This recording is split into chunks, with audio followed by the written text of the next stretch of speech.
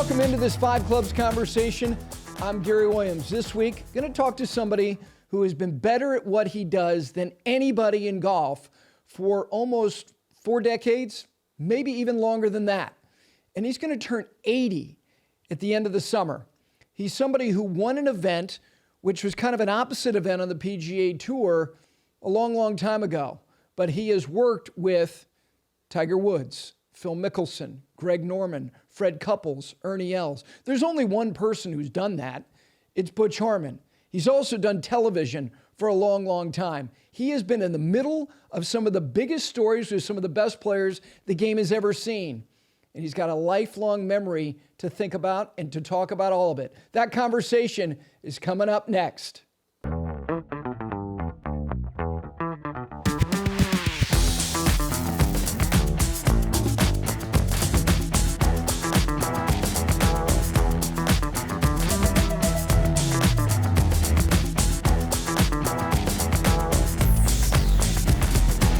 And with that, we welcome in, I think, the greatest golf instructor who's ever lived, Butch Harmon. How are you, my friend? I'm wonderful, Gary. How about you? I'm doing great. I got to ask you about a couple things. First, I got to share something with you, but more importantly, I want to ask you about the weekend you just had. You were at the 100th birthday of the oldest living major champion that we have in the world, and that is Jackie Burke Jr. How was that? It was a phenomenal day. It was Sunday in Houston, Saturday night, and all of Sunday morning they had one of their torrential downpours, thunder, lightning, inches and inches of rain. It was difficult to even get to the Club of Champions, but it didn't deter any of the members and invited guests. I had to guess there was over 400 people there. Jackie was alert. He understood everything that was going on when we would all tell our stories about him and our relationship with him. He'd laugh and smile when something was funny. It was just something that I would have never missed, Gary. I've known Jackie Burke, as I said in my little speech. I'm 79 years old. I've known him ever since I was about 6 or 7. So I've probably known him longer than anybody in that room. And he was is an incredible man. Not only a great major champion, not only a great teacher, one of the greatest characters of all time, a person that absolutely loves golf. At 100 years old, his wife Robin tells me he still goes over to the Club of Champions every single day of the week. Now that's amazing. It absolutely is. I was lucky enough to spend some time with him a year ago, almost to the day, and his vitality, and you know, to me, Butch, as much as anything, his way, there's a pleasantness about him. There's a tenderness about him. That is very rare quality. I'm so glad you had that experience with, I'm sure, you know, again, not just him, but friends that you've known for the better part of your life. Yeah, we had, Crenshaw was incredible. He drove down through that storm with he and his wife from Austin. Jim McClain came up from Miami, who Jackie meant a lot to Jimmy, like me. Steve Elkington, who has been there forever. Clay Walker, a country singer who's a member of Champions, who loves Jackie. And it was one of those days that in your life you will always remember it because, you know, I've known him for so long. He's such an icon in our game. You know, he loves golf. He loves amateur golf. Think about that when he's always talked to the USGA about amateur golf and everything. He had one funny line. He said, you know, Jackie is a devout Catholic, goes to church all the time. He said, you know, golf has too many rules.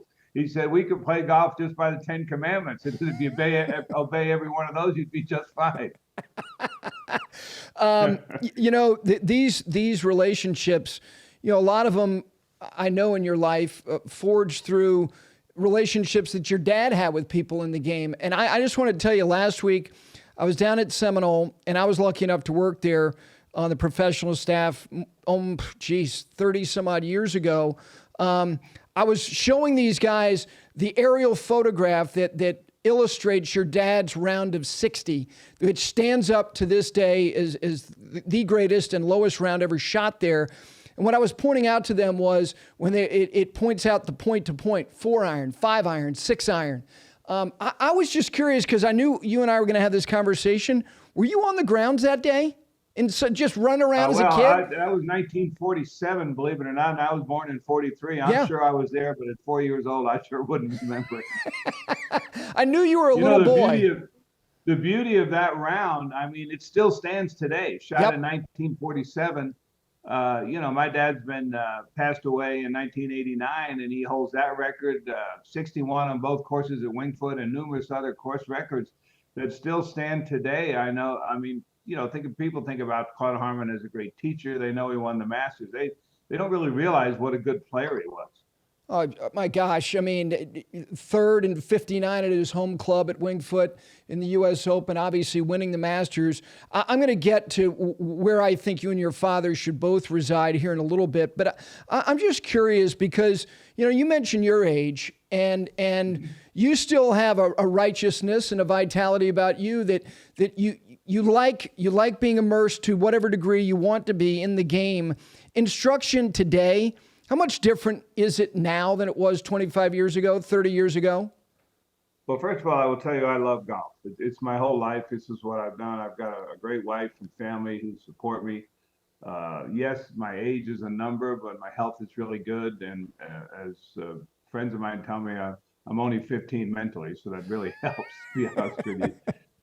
Yes, golf teaching has evolved through the years. I mean, you know, what I teach today, I didn't really teach 10, 15 years ago. What I taught 10 or 15 years ago, I didn't teach 10 or 15 years before that. You move along. One of the things that has changed the instruction through the years has been equipment. Equipment has changed. The ball goes further. It doesn't curve as much for the good players, not so much for the average players. We don't have a club head speed to take advantage of a lot of it. But how much further they hit the ball, how much bigger and stronger players are. If you go back to the Hogan, Nelson, and Snead era, you know, a tall person might have been 5'10" or so. You go even to my era when I played in the late 60s, early 70s, I'm 5'8". You know, there was an occasional tall guy, but most guys were right around 5'9", 5'10", 5'11", some 6-footers, but not many. You look at the game we have today, it seems like the majority of them are all over 6 feet. They're all in good shape. They're much better athletes. So you have to equate that into your teaching. You have to take that into consideration when you're teaching, who you're teaching, what is their availability to practice, what is their flexibility, their strengths in their bodies, do they have any aches and pains? So there's a lot of things that go into it, but equipment was a big thing that we had to change our way of swinging and teaching. If you think you go way back in the old days with wooden clubs and soft out balls, you saw a lot of reverse C's at impact because they were trying to get the ball in the air. Now you see more chest on top of the ball, driving through the ball because the ball jumps off the club face so much faster with a lot less spin. So you have to incorporate that into what you do. And then the other thing I will tell you, Gary, that in our family, the way it was instilled to my brothers and I, is that you have two things you can try and do. You can either teach golf to people or people to play golf. And we believe we teach people to play golf. What I mean by that is no two people are the same. You can't be a one-trick pony. You can't teach everybody to do the same thing because their body styles are different. Their flexibility is different. Everything is different in each individual. And then finally, the one thing that I have kept through all of my years of teaching that I learned from my father is never take away what someone does naturally. Just make it better. Because if that's their natural swing, it's going to always be there. What is the difference between teaching and coaching? Oh, there's a big difference. Teaching is something you're trying to create emotion in a golf swing, depending on the person's ability and their athletic ability. Coaching is you're working not only with the golf swing, you're working with the mind. I like to think of myself as both. I'm very successful as a teacher, and I think I'm a very good coach to all my players. And every one of my players, tour-wise, is different. And you've got to know when to give them a hug. You got to know when to kick them in the butt. You got to know when to make them laugh. You got to know when to give them some space. And every one of them is different. But your job as a coach is to get this person prepared to go to the first tee. And I think I've had great success in being able to push a button on a different player, knowing their personalities, knowing their temperament, knowing their nervous system, to get them to get to the first tee believing that they're the best player they can be. You know, Butch, I think I've shared this with you, and I'm sure you've heard it. Jimmy Walker told me, he said he's the great mind manipulator, and he meant that affectionately, that you understand, you learn these people's personalities, and you take all that into consideration when it comes to your messaging and the things that you do. And somebody may need one thing one day and something the next. How did you acquire that skill? I think from watching my father. My father was a great communicator, which I think is one of the most important things if you're a golf instructor or any kind of teacher. You could have all the knowledge in the world, Gary, and if you can't communicate it to the students or the people you're talking to, then you're really not going to be very successful. And so I learned from my dad how to pump guys up and how to be always positive, not negative. And, you know, I've done that my whole career and I've had good success with it. And obviously, the older I've gotten, in the 30 or 40, 50 great players that I've had the opportunity tour-wise to work with, I learned from them as much as they learned from me. And that's really helped me also. I read a line recently that we don't rise to the occasion, we fall to the level of our training. Butch, who loves the pursuit of it, of all the great players, and there are very few you haven't over the last 50 years that were not among the absolute best, if not the best. Who loved the pursuit the most? I would say probably Tiger Woods and Greg Norman. They both had that ability inside and that killer instinct that we talk about in other sports, to just be the best they can be and just dominate when they can. As you know, I've had the opportunity to work with the best players in the world for a long time, and I've had good success with them. And it's just a joy to be around these people. I just marvel at watching great players hit great shots. I'll give you an example. I'm going to go way back now. Back at Augusta, before they changed the course, Tom Watson was playing one year. I guess it would say maybe sometime way back in the 90s or whenever it was. And I was following his group. I forget who he was playing with, and he was on the second hole, and he hit a pretty good drive, but it just got past the bunker there on the right. He's on an extreme downslope. I mean, a really extreme downslope. And I'm standing over to the right, and I see him pull this club, and I see the club face is so small, so I realize it's a 2 or 3 iron. I'm thinking to myself, wow, this is going to be interesting to see. And Tom Watson hit the most beautiful high draw off of this downslope right into the middle of the green. And you know how hard that is to even hit a draw off that downslope, let alone get it that high in the air. And I can remember saying to myself, God, I love watching these guys play golf. They are so good. I just marvel at how good they hit these shots under extreme pressure. And I could go on and on about hundreds of shots I've seen hit, but that one has always stayed with me because, I mean, I don't know how he did it. It was just amazing. It's funny. I've got a question at the end that may be the answer to it.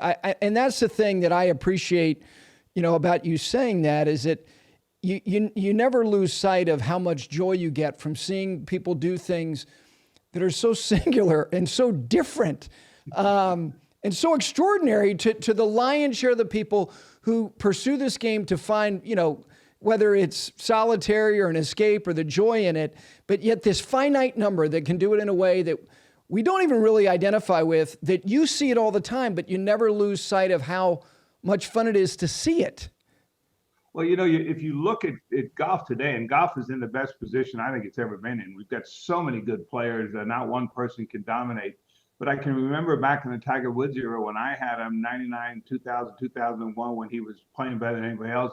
People used to say to me, like in 2000, when he won 9 times, 3 majors, 67 scoring average, second longest hitter in the game, and he hit 72% of his fairways and had a great short game. Well, heck, you couldn't beat him. And people would say, well, he's making the game boring. I said, are you kidding me? You better remember this because you're seeing greatness. See, and I've always loved to watch good players hit good shots under the most extreme pressure because, look, I tried to play the tour. And I say tried because I played 69, 70, 71. I wasn't that good or wasn't as good as I thought I was. And so the other end of the spectrum is on the teaching and coaching part, when you have a guy that goes out on the last day with a chance to win or has the lead and he plays poorly, I am really hard on myself. It's one of my guys. because I start thinking, did I miss something? Is there something I didn't see this week that I need to pay attention to? And I'll go back and go through those rounds and the shots they hit, so that next week we can talk about it and I can get inside their head and see how it goes. So, I live and breathe golf. Golf is my life. This is what our family's always done. My father being the great player he was, the Masters champions, myself, my three younger brothers, very successful as golf pros. We love this game, and this game has been so good to us. But even at my age, at 79, I still learn. I'm still trying to learn. I'm still trying to get better at what I do. And it's a joy. But, I'm semi-retired now. I don't work as much as I used to. I don't travel much anymore. But I'll always teach. I love to teach. I'll tell you one funny story about me. And I play with all my buddies here. Of course, I live on Anthem Country Club here in Henderson, Nevada. I live right on the 18th tee. I've got a group of guys I play with, like you do at your club. And I tell them all the time, look, guys, this isn't about you. I'm not helping with you with your game. I'm out here playing today. I'm going to try and shoot the best score I can shoot. So don't ask me any advice about your swings. After about 4 or 5 holes, I'll see a guy playing really bad, and I'll say, okay, I can't take it anymore. Here, you need to do this. You need to do that. So teaching's just in my DNA. When you the first interlude you had with Tiger was on the practice tee at Lochinvar. What did you see in person for the first time that you never wanted to change, and what was something that you knew needed to change? Well, I can tell you when it was. It was August, way back in '93.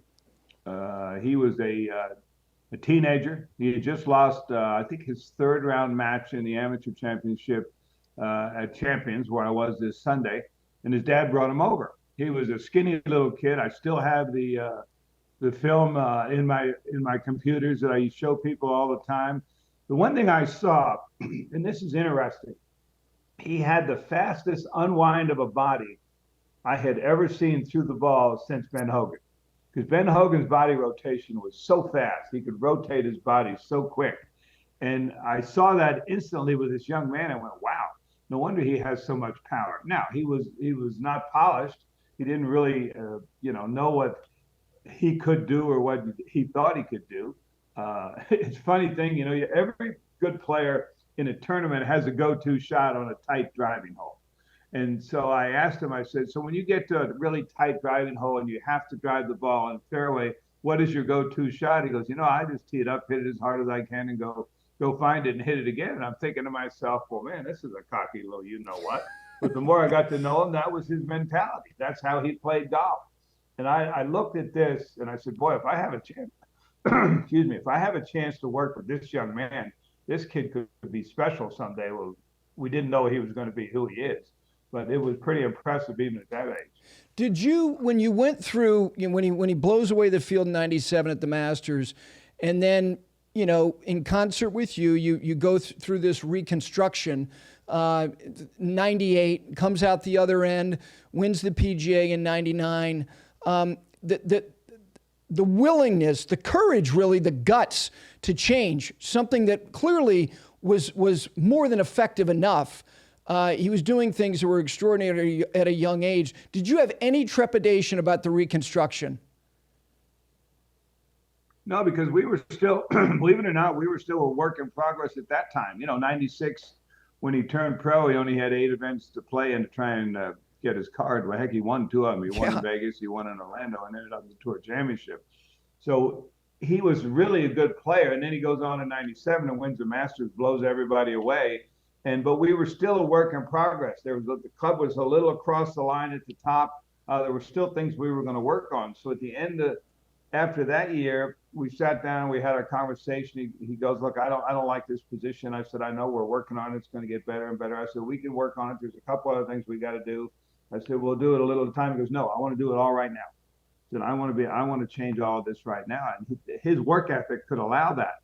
But I said to him, I said, well, Tiggy, you're going to have to play in events. It's not going to be so easy changing his swing from what it was. He said, I don't care. I want it to be as perfect as I can make it, and we're going to do it right now. Well, he only won once that year, one tournament that year in 98. Well, then came 99, 2000, and 2001, a stretch of 3 years. It's as good as anybody that's ever played.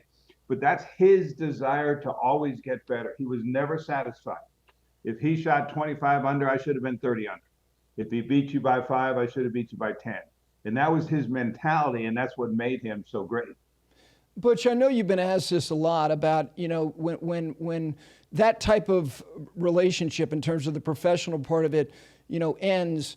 I don't know if I've ever heard you answer this. Did you ever think at any point, even for a moment, that you would ever work with him again? Sure. I think that's the human nature. I mean, I learned that from my dad. He worked with a lot of people, would go to someone else, and I can remember saying to him numerous times, I said, gosh, Dad, I can't believe that guy left me and went with someone else. And Dad would say, hey, look, maybe he felt like he learned as much as he could learn from me, and he wanted to hear it said a different way. And so, no, I never thought this would last forever. Very seldom does it, to be honest with you. I mean, that's just the nature of the business. What have I taken? I think 5 guys to #1 in the world, and 4 of them fired me. So, you know, that's just part of the business. That's just what it is. You do the best you can do, and eventually they're going to move on for numerous reasons. It could be any reason. It could be they're not happy with what you're doing. It could be they want to hear it from a different person. Maybe personalities didn't mix or something, but you can't take it personally. You do, and it hurts when they leave. But if you're open-minded enough, you know that that's just human nature, and that's going to happen to all of us, to be honest with you. Do you think, and I'm not making this specific to anybody, that having an understanding of the golf swing can be a detriment to an elite player? You have different people. The ones that are difficult are the ones that are very analytical, because they can analyze it. And you've known me a long time, and you know how I teach. I'm very simple in the way I describe things. First of all, I was never a very good student in school, so I'm not the brightest bulb in the chandelier, but I'm very good at hooks and slices. And so everything I teach, I do it in a very simple manner. My dad taught us all. He says, look, when you articulate what you're trying to say, you got to feel like you're talking to a second grader. You got to put it in a language that they can understand what you're talking about. And so I've always been able to do that, to make things simple. The key to being a really good instructor is not to see a problem and try and fix 4 things. You fix one thing that lets the other 3 or 4 fall into place. And we Harmons have always been very good at that, because we all have a pretty good eye at what we see, and we were taught to do that. And so, you know, it just is what it is, and you just go about it the way you go about it. No one in the world who teaches is trying to make the person worse. They think they're trying to make them better. Unfortunately, with what's happened with technology, and technology is good. I'm not anti-technology. I use launch monitors. I use video. We use everything at our golf schools and when I teach. But I watch these young instructors, and they very seldom watch the guy swing. They never watch the ball. They instantly go to their computer or their iPad, and they start talking about angles and degrees and this and that. Well, when we started teaching, when I was younger, there was no technology. There wasn't anything. But really, the ball, where it starts, Gary, and you're old school, you get this. Where the ball starts, the spin on the ball, the curvature, the shape, the trajectory pretty much tells you the path of the golf swing and the club face angle at impact. This gives you a total understanding of what you're looking at just by watching what the ball did. And today, a lot of these young instructors are so into the analytics of it, is they don't watch the ball. They don't watch basic fundamental posture, grip, stance, alignment, all the things we were taught to look at before the swing even happens. And when I do seminars, I try and do 1 seminar a year for the PGA, different sections around the country. Unfortunately, since COVID, I haven't done any, so now I can start back doing them. That's one of the things I always say. I said, look, don't be afraid to think outside the box. There is not one way to do this. There is not one golf swing. You can have a model you like, but you have a hard time fitting everybody into that model. Go to the World Golf Hall of Fame in St. Augustine, Florida. You'll see a lot of bizarre swings down there. The secret to playing good golf is repetition.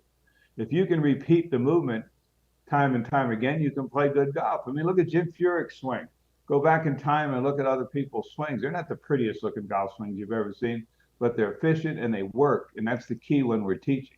There's a story your brother Billy told me about when your late brother Dick was working with Lucas Glover one day, and your son Claude, who is an elite instructor, and this was obviously years ago, and technology had gotten to the place that you could look at these monitors, and according to this story that Billy told me, Claude was looking at he had his back to Lucas, and he was looking at the result of the data points on the screen, and your brother Dick said, "Hey, dummy, the data's in the air."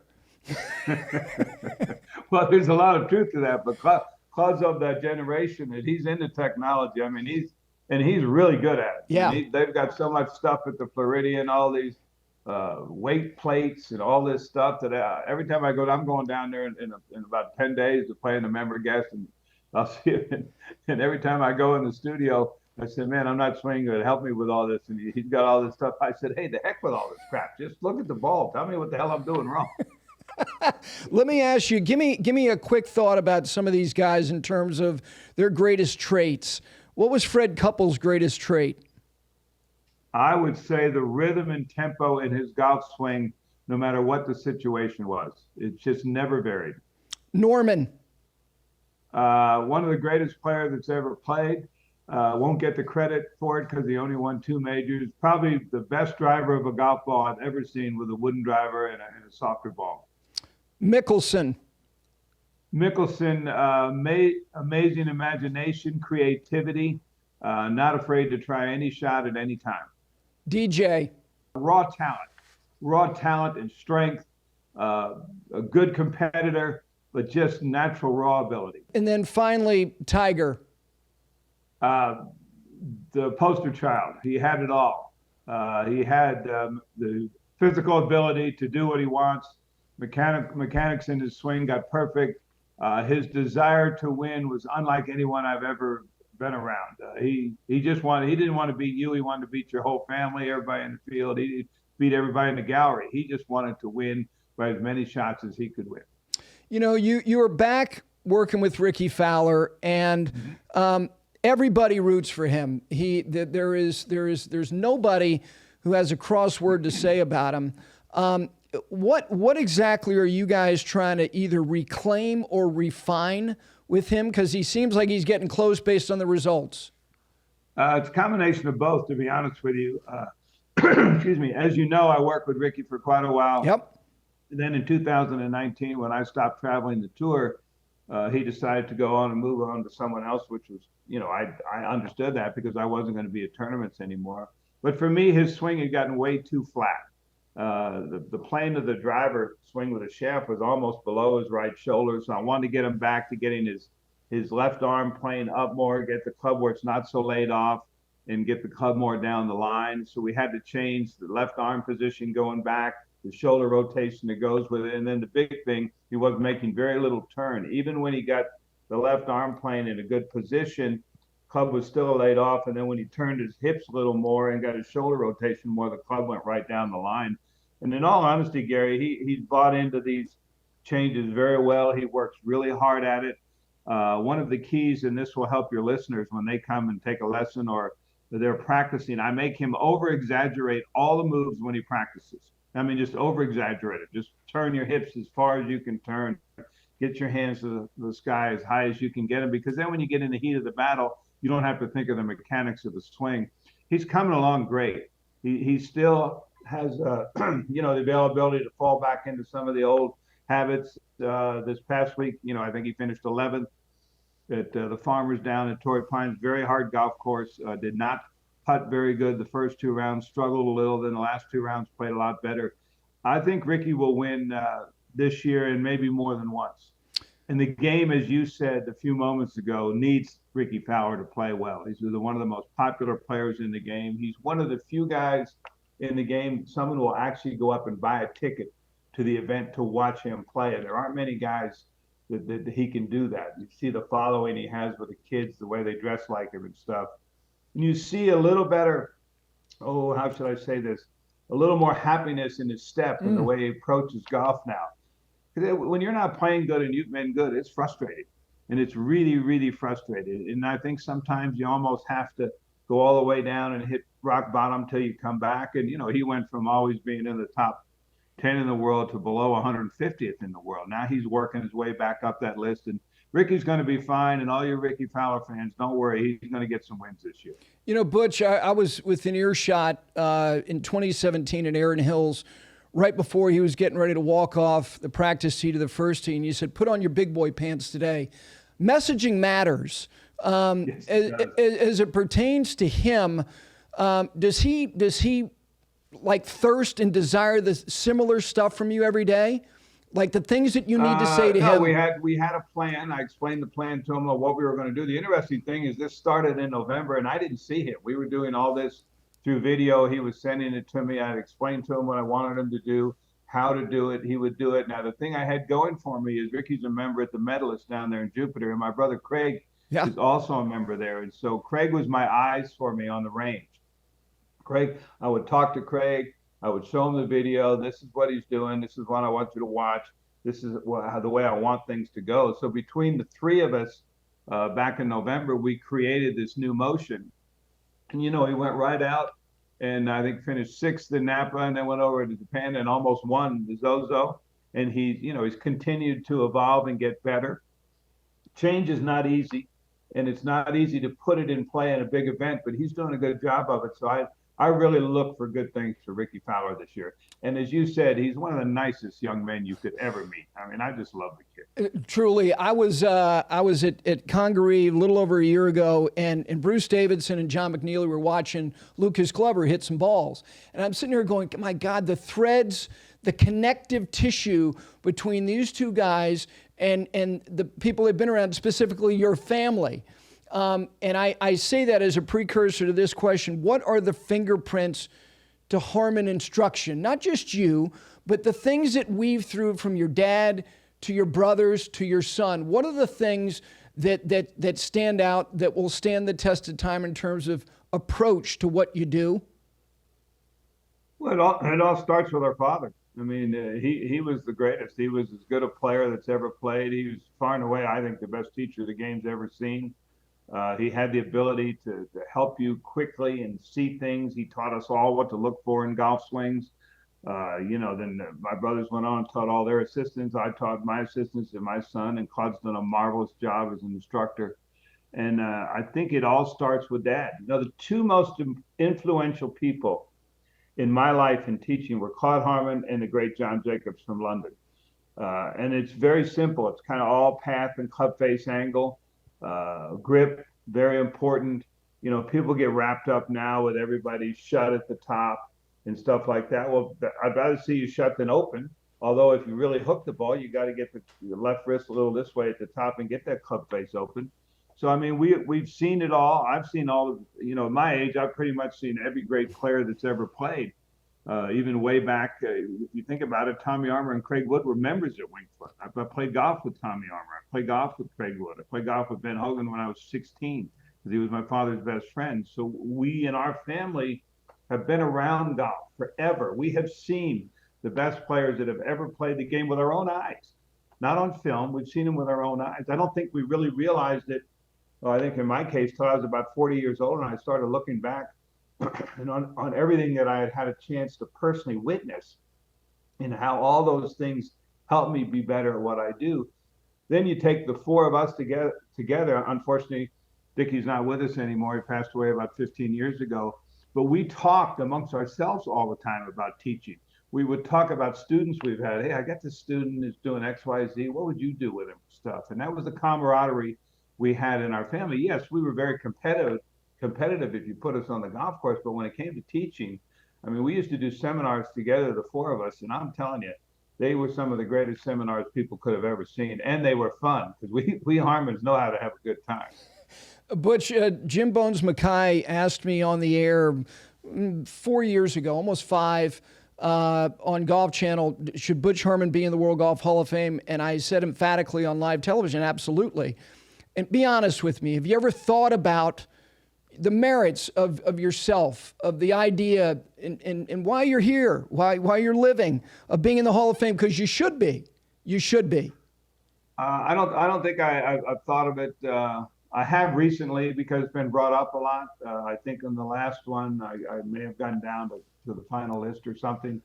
You don't do anything if you're in the athletic business as we are, you don't do anything to become a Hall of Fame member. You Sure. just try and be the best you can be at what your trade profession is. Now, it would be a phenomenal honor if it happens, but I will tell you this, Gary, if it happens, yes, I would be very proud, but my father should have been in the Hall of Fame a long Totally time agree. ago. Never been a club pro in the world done what Claude Harmon did. I mean, last club pro to ever win a major. And he won by 5 shots, by the way. He didn't just sneak in there. And, so it would be bittersweet, yes. But if it happens, I obviously would be incredibly honored. But if it did happen, it wouldn't be just me. It would be a whole family thing in my mind. Last thing about instruction as far as present day, when you look at a range, and I know you're not traveling, but you're aware of what the heck's going on, and it's not something that happened yesterday. The presence of these teams, so to speak, voices. God, there seems like there are a hell of a lot of voices that players are listening to. I'm not a fan of it. Your thoughts? I think there's too many. I mean, you got a swing coach, you got a short game coach, you got a mental coach, you got a physical coach, you got a life coach, you got a dietitian, you got everything. I mean, are you mean to tell me that if Ben Hogan and Sam Snead and Byron Nelson had all this, they would have been great? Hell no, they were great. And they worked it out in the dirt. It's just a sign of the times. It's just where we are, where we've gone to. In a way, that's one of the reasons I decided to walk away from the tour in 2019. Yes, I was worn out from the travel and hotels and restaurants. People have no idea what a wear and tear that is on, not just on you physically and mentally, but on your family, because you're gone a lot when you're doing all that. And I just got worn out, and I could see that.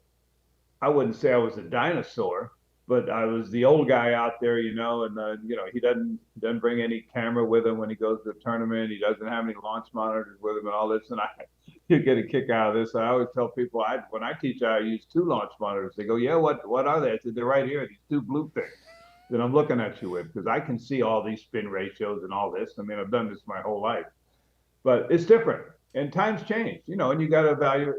You've got to go along with the times. It's like I say, at my golf academies, we have all the latest equipment. We all use it. I don't use it as much as my assistants do that work for me, because they're younger than I am, and that's their era. I think it just comes down to the ball in the club and the individual hole in the club. And I would have loved to have seen, and you'll get a kick out of this, I would have loved to have seen all this about launch monitors, especially if my dad was still alive. Because he had a way of saying things that could make you understand. He'd go, hey, pal, let me explain something to you.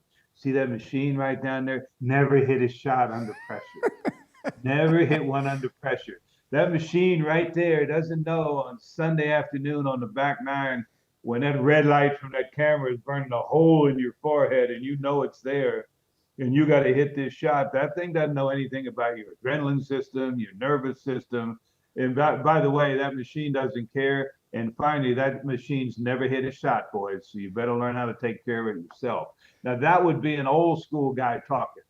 And I'm kind of along those lines myself, although I do use this stuff. I think now we're too wrapped up into it. We're too wrapped up into ball speed and club head speed. And yes, this information is good. I'm not saying it's bad, but golf is golf. I mean, you got to put the club face on the ball in the right path, and you can hit a decent shot. While I've got you, I want to ask you about the presence of LIV Golf. And look, guys who are playing LIV Golf, worked with them. Do you think that there will be some type of détente or cleansing or resolution between these two factions within the next year, 2 years? I don't know if it'll be in the next 2 or 3 years, but I would think down the road about 4 or 5 years, yes. Look, I'm not anti-LIV Golf like a lot of people. I think we live in a society of free enterprise. I think you have the right to do anything you want to do. Guys were offered a lot of money. I would say you'd be a fool to turn it down. But you have to understand, and this is true in golf and in your whole life, every decision you make, there are circumstances that go with the decision. The guys that left the PGA Tour to go play and LIV, and I have no problem with it. I'll be honest with you. their circumstances where they knew they weren't going to be able to go back over here and play at present time. So just stay over here and play. I don't like all the verbal pillow fighting that's going on between the two factions, the players, the guys who are running everything, Monahan and Greg. I think we just need to play golf. If you're on the LIV Tour, play over there. If you're on the PGA Tour, play there. Now, I will say this, that the guys on the PGA Tour that have been very vocal against the guys on the LIV Tour ought to thank them, because all of a sudden the Tour found $250 million to raise their prize money to get those elite tournaments up to 20 million prize money. Oh, yes, just like LIV. They got that PIP system to make a whole bunch more money. Oh, Yep. yeah, just like LIV. So look, it's not the devil that's out there that's portrayed. And I don't like the way the news media portrays the guys that went over there, because it's a Saudi Arabian money, and they don't like the way they handle their countries and the way they do stuff. Look, our government does business with Saudi Arabia. I just read they just sold $3 billion worth of military equipment. The majority of the biggest corporations in the world do business with Saudi Arabia.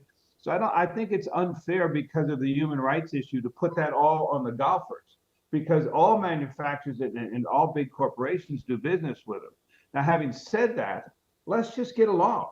Let's just play golf. Let this be what it is, and let this be over here what it is, and let's stop all the verbalness that goes on. Gary, you're old enough, and I'm definitely old enough to remember an old AFL and NFL and ABA and NBA. Absolutely. There were various leagues. I myself, my tour school was in 1968 to get on the tour. It was the year that the pros broke away from the PGA of America. Jack Nicklaus, Arnold Palmer, all of them involved in that, created their own, what is the PGA Tour today. And so I asked my dad, which Q school do I go to? They're having two that year. And he goes, you go wherever the players go. And that's what I did. And, nowadays, I think when this first came out, there was a lot of negativity for it. We didn't know what it was going to be like. I mean, guys that have made a little amount of money made a lot of money last year. And what's wrong with that? I mean, if you and I are in the same profession, and I say to you, look, I'm starting a new business over here, I'll give you 30 or 40 times what you make today. Well, hell, you're going to come. You're going to come and do it. So let's just let it go on. I would love to say in a year or 2 years, they would find a way to get back together, and I really hope they do, because it'd be better for the game. But competition is also good for the game in different ways. So we'll see how it pans out. And I don't even think we know what the final ending for this is going to be, how it's going to turn out. So let's just hope that they get together, because we all want to see the best players play. That's why the four majors are letting anybody that's eligible play in them. Augusta's going to have 16 LIV members playing this year. That's a lot.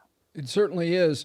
All right, let me get you out of here, Butch, with these 5 quick questions. You mentioned a hell of a shot you witnessed from Watson back in the early 90s at Augusta National, but what is the best shot you've ever seen in person?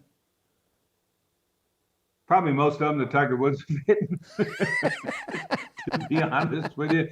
I think the best shot I ever saw him hit was years ago at, where were we, at Hazeltine on the last hole. That's my number one. When he hit this 3-iron out of this bunker over the trees, over the lip, and he had to come back in the morning to do it. And I was doing the broadcast for Sky, I was sitting there watching it, and I was just marveled. Not only did he hit this phenomenal shot from this terrible lie in this bunker to about 12, 15 feet, then of course he held the putt too. So that would probably be right there also. And it was ripping about 25 miles an hour. Absolutely. When he hit that shot. All right, who is the player, and I don't mean this to disparage their ability, but this is to compliment them, the player who had the least ability but the biggest set of stones that you've ever been around? Wow, that's a good one. That is really a good one. An overachiever versus an underachiever. I'd have to say, when you look at his physique and stuff, even though he had a good amateur record and did win a major, Justin Leonard, because of his size and the fact he didn't generate the clubhead speed that the other players did, but yet he still was a great champion and was a great player, someone who could really get the job done, that I admired a lot when I worked with him. Yeah, you consider 12 wins, a major, a players. when the proliferation of distance was taking off, and he didn't just survive, he thrived. That's a very good one. All right, the last time you took a lesson, and who gave it to you? Well, it's every time I'm with one of my brothers. We were back at Wingfoot this year. We were playing, and I gave me a hole. I'd ask one of them, why did I do that? How come I hit a bad shot like that? Whenever I'm down at the Floridian, I'm always asking my son Claude and RC Ryan Chrysler, one of our teachers there, hey, take a look at me and see what I'm doing. Look, I can't see myself. You know, I know I'm old. And I know that I don't have the flexibility and the ability to do what I used to, but I still don't like hitting bad shots. And not only do I want to learn, I want somebody help me out here. All right. Your lovely wife might be in earshot, but we all had a celebrity crush growing up. Who was yours? Oh, boy, that's a good one. Let's see. My two favorite movie stars, I'll go way back. I'm going to show my age. Grace Kelly was one. And oh geez, what was the young lady who got killed in the boating thing? Natalie Wood. Natalie Wood, yeah. I couldn't think of her last name. Those were the two that I found to be absolutely gorgeous. Love the way they carried themselves. Yeah, very elegant. Yeah. All right. Which reminds me of my lovely wife, Christy. So. Excellent way to put a bow on that answer. All right, the last one. What's the most stylish golf swing you've ever seen? Not necessarily the best, the most stylish golf swing. Oh, wow. God, there's so many different swings. Stylish would have to be that looks good and has nice rhythm to it, always in control, and his attire would go along with this. I'd have to say Payne Stewart. Yeah, that's a good one. Listen, you know how much I value your time. I wish I got to actually see you every once in a while. Thank you for doing this, and I look forward to seeing you soon enough. My pleasure, Gary. You and I have been friends for a long time. You do a phenomenal job of what you do, and it's just an honor for me to be on your show, buddy. Stay safe. Thank you. Really appreciate Butch Harmon's time today.